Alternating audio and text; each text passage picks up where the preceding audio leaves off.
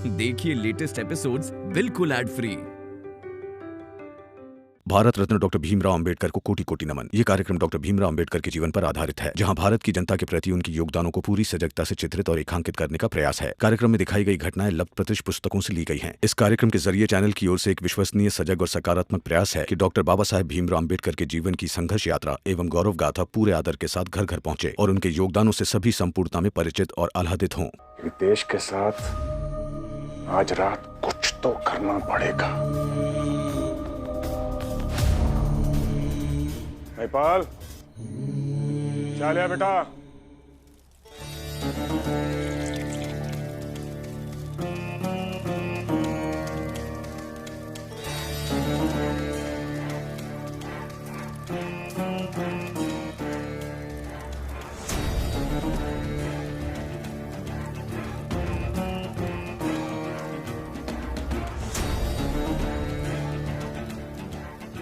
नौ, 8, 7, 6, नेपाल, 5, चाय लिया।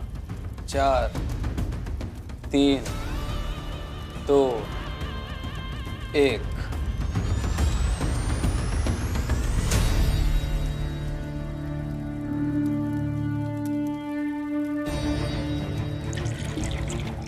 अरे चाय लाएगा?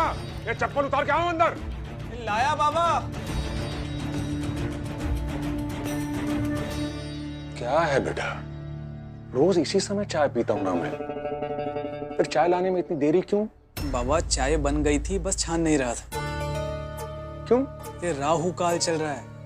राहु काल में चाय छान कर देना अनिष्ट को न्योता देना है। उधर राहु काल खत्म हुआ, इधर आपकी चाय आ गई। अच्छा किया।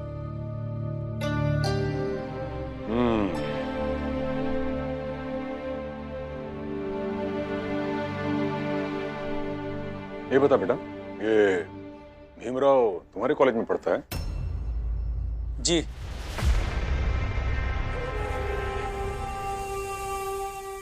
कभी बताया नहीं तूने? बाबा ईश्वर ने उसे छोटी जात का बनाया, सबसे छोटी। ग्रहों ने उसे गरीब बनाया, 10 दिशाओं ने उसे स्वीकार नहीं किया। ऐसे व्यक्ति के बारे में क्या बताना। हाँ बात तो सही है, लेकिन बहुत क्रोध भरा है उसके अंदर। ग्रह उल्टे हैं। पर सीधे तो करने पड़ेंगे ना। वैसे चाय अच्छी बनाई तूने। मालिक, सफाई हो गई, घर जल्दी जाना है, बच्चे अकेले होंगे। मेहनताना मिल जाता तो।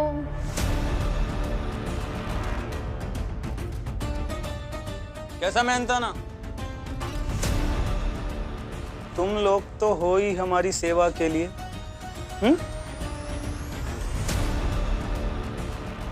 अंदर जाओ, अंदर जाओ, अंदर जाओ। जी जी मालिक। अच्छा किया।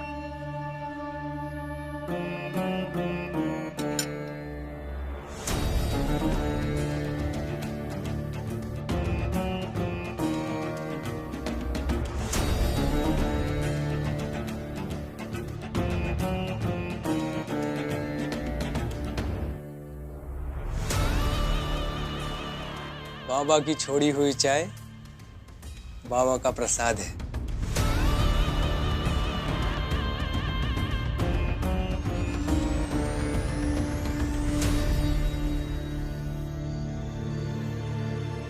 बाबा मान जाइए ना, आनंद भैया को घर बुला लीजिए। भीम, इस विषय पर मुझे कोई बात नहीं करनी। जाओ और रितेश का ख्याल रखो। रितेश काका का ख्याल तो रख लेंगे बाबा, लेकिन आनंद भैया का क्या? एक काम करो, तुम सब ना मुझसे बात ही मत करो, क्योंकि तुम सब आनंद के बारे में पूछोगे और मैं कोई जवाब नहीं दूंगा। बाबा, आप आनंद भैया को घर वापस नहीं बुला रहे हैं, इस बात को लेकर हम सब आपसे नाराज हैं और अभी से मैं वैसा ही करूंगा जैसा आपने कहा। मैं आपसे बात नहीं करूंगा।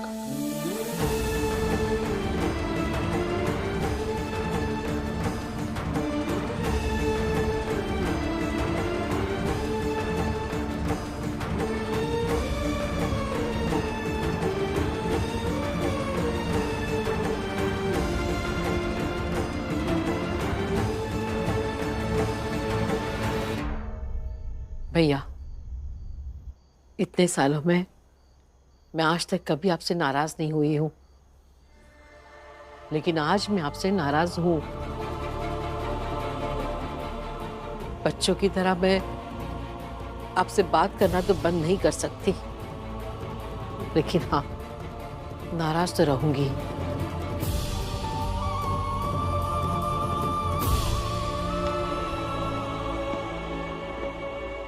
मीरा,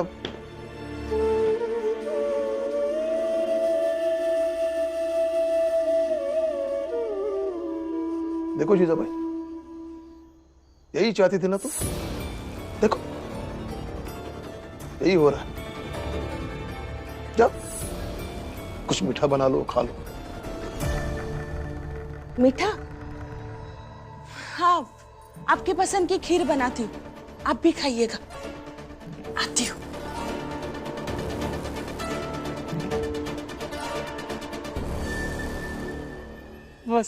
बस ऐसे ही रात भर सब मेरे साथ रहना, ताकि मेघनाथ मेरा कुछ नहीं कर सके। कुछ नहीं करेगा, सब है यहाँ। भाऊ शांत रहो, कुछ नहीं होगा, हम लोग हैं तो।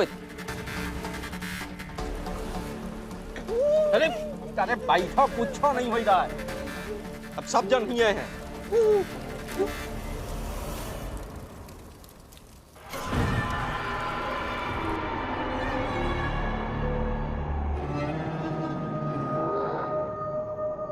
कैसे आग फूंक रही है तू?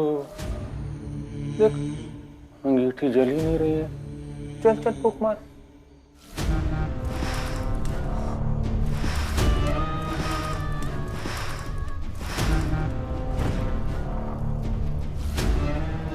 क्या कर रही है तू? अच्छे से फूंक मारना, जब तक ये अंगीठी नहीं जलेगी ना, तू यहाँ से कहीं नहीं हिलेगी। कर, कोशिश कर, अंगीठी को अच्छे से जला, ताकि मैं ये सोच सकूं कि आज रात मुझे क्या करना है उस हितेश के साथ।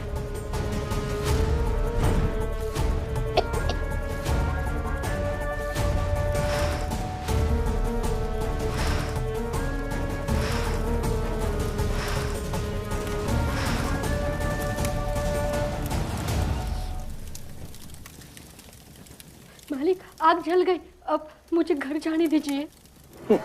कहाँ जाएगी तू? देख देख, मौसम में बहुत ठंड है, आ जाती है, रुक जा। ये अंगीठी ठीक से अभी तक जल नहीं रही है, कल सुबह चली जाना। मालिक, बच्चे भूखे हैं, उन्हें कुछ खिलाऊंगी, और मुझे भी भूख लगी है। अरे क्या बच्चे भूखे हैं और तू भी भूखी है? एक दिन खाना नहीं खाएगी तो मर नहीं जाएगी, ना तू ना तेरे वो बच्चे।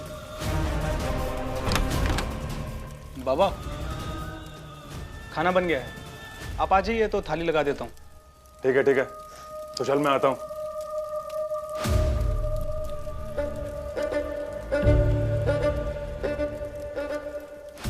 सुन, मैं खाना खाने जा रहा हूँ, जब तक मैं खाना खा के लौटू ना, हाँ बैठ के अच्छे से अंगीठी जला कर रखना।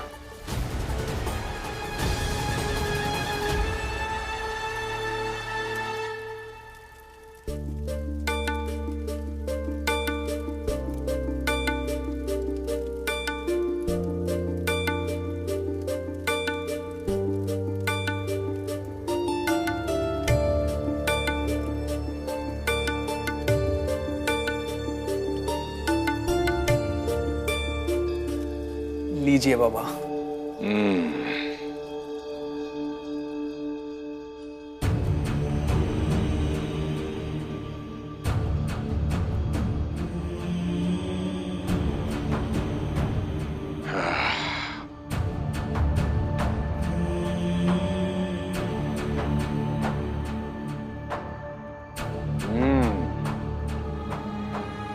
भोजन तो स्वादिष्ट बना है। धन्यवाद बाबा।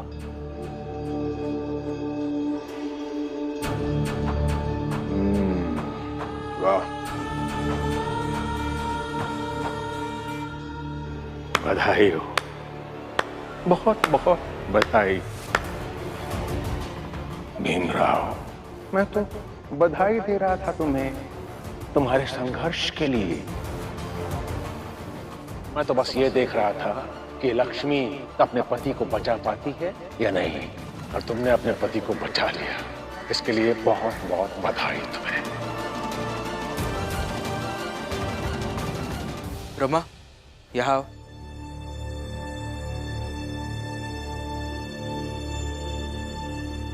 क्या हुआ? मुझे बताओ रमा, जो आदमी बधाई देता हो वो कैसा होगा? कैसा होगा मतलब? मतलब व्यक्ति के व्यवहार से उसके दिमाग में क्या चल रहा होगा इसका पता लगाया जा सकता है। जैसे ये मेघनाथ जी, इन्होंने हमें 2 बार बधाई दी और फिर वो ये भी जानते ही है कि हम सब चाल में हितेश काका की रक्षा करेंगे। आपको क्या लगता है क्या करेंगे वो?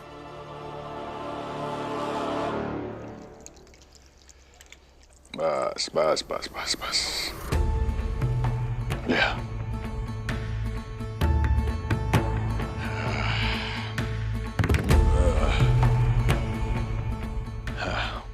अच्छा बाबा, हितेश के साथ क्या करने का सोचा है आपने?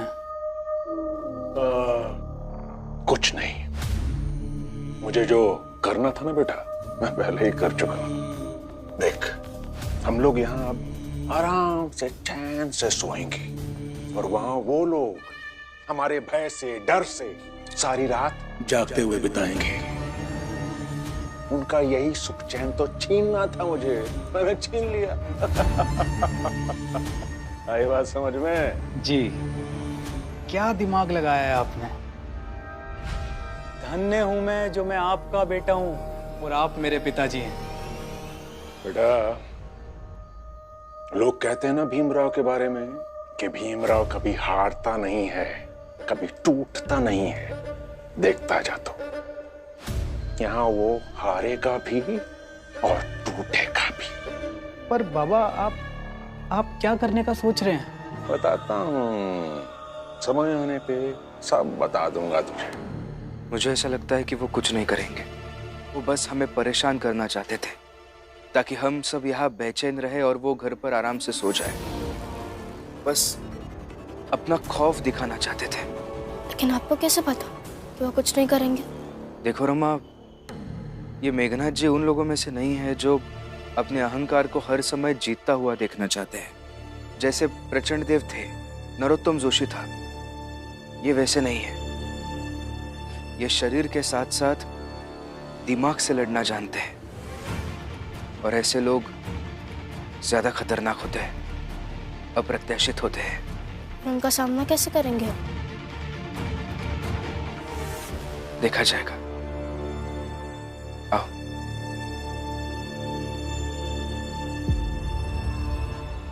हितेश काका, आप डरिए मत। मुझे ऐसा लगता है कि आप सब लोग घर जाकर सो जाइए। हितेश काका को कुछ नहीं होगा, कोई कुछ नहीं करेगा। कैसे नहीं करेंगे? कोई नहीं जाएगा मुझे छोड़ के। हितेश काका, आप समझने की कोशिश कीजिए ना, आपको कोई कुछ नहीं करेगा, वो बस डराना चाहता है आपको। नहीं, कोई नहीं जाएगा मुझे छोड़ के, कोई नहीं जाएगा। अरे बोले तो कौन नहीं जा रहा, सब तुम्हारे साथ हैं। ये भीमराव का नींद आ रही होगी, तब बहाना बना के निकल लेवे चाह रहा होगा, तो वो काका चला जाएगा, वो कह देगा कि कुछ नहीं हो रहा, और अगर कुछ हो ही गया सुबेरे तो आगे कुछ नया सुनाई देगा। कौनो बात नहीं, एक जाए का है तो जान दो, हम लोग तो है ना तुम्हारे साथ। हाँ, कुछ नहीं होगा। ऐसे कैसे मैं अपने लोगों को छोड़ के जाऊंगा?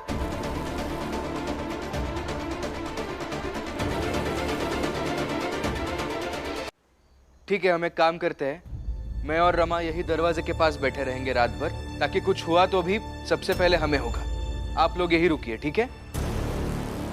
और हाँ, यकीन कीजिए कुछ नहीं होगा, सुबह तक कोई नहीं आएगा यहाँ।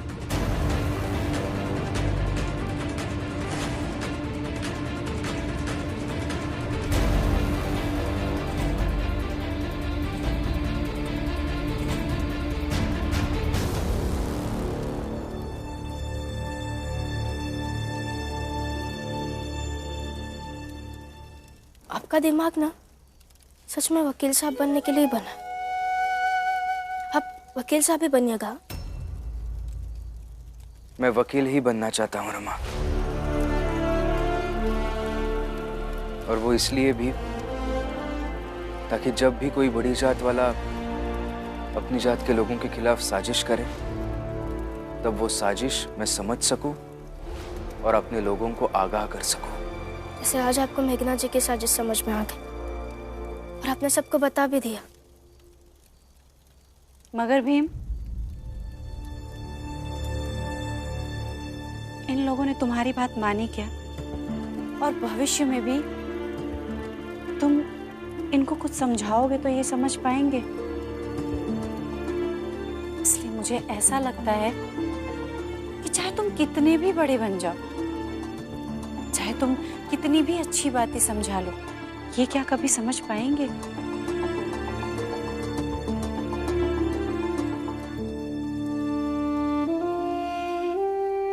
शोभा काकी, मेरी लड़ाई इस बात के लिए नहीं है कि ये सब मेरी बात माने, बल्कि मेरी लड़ाई इस बात के लिए है कि हमारी जात का हर व्यक्ति वो बात माने जो हमारी जात के भलाई के लिए है और वैसा ही करे। और ये लड़ाई मैं ऐसे बीच में नहीं छोड़ सकता, मुझे लड़ते रहना होगा। हर सुबह जब मैं उठता हूं तो खुद से यही वादा करता हूं कि इस लड़ाई को मैं रत्ती भर भी कमजोर नहीं होने दूंगा।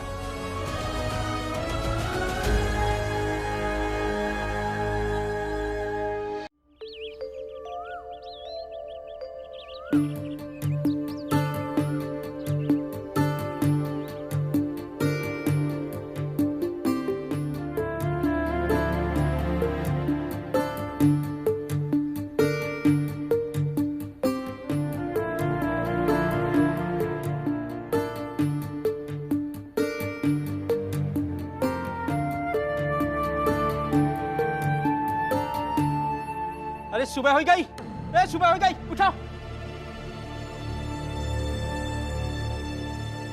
और देखो कुछ नहीं भावा है? छोकू काका,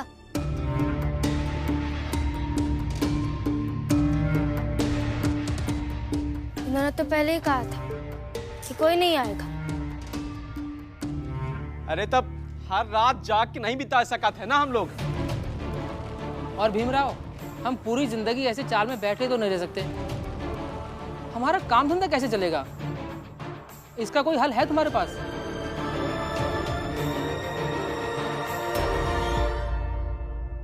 अभी तो कोई हल नहीं है मेरे पास,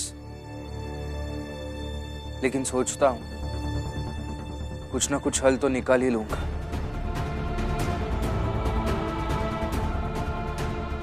आप सब चाय पी लीजिए, दिन की शुरुआत तो अच्छी हो जाएगी।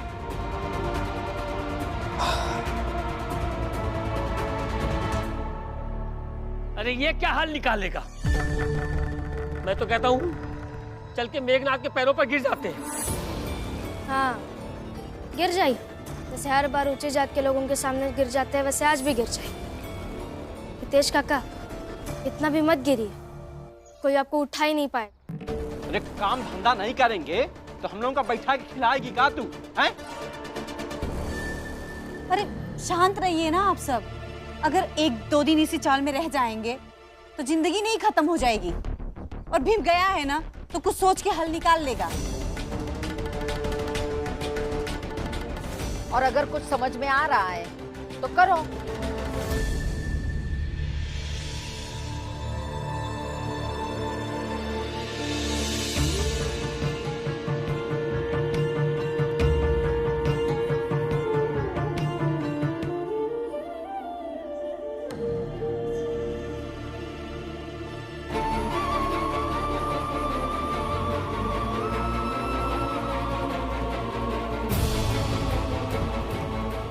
आप आनंद भैया को घर वापस नहीं बुला रहे हैं, इस बात को लेकर हम सब आपसे नाराज हैं और अभी से मैं आपसे बात नहीं करूंगा।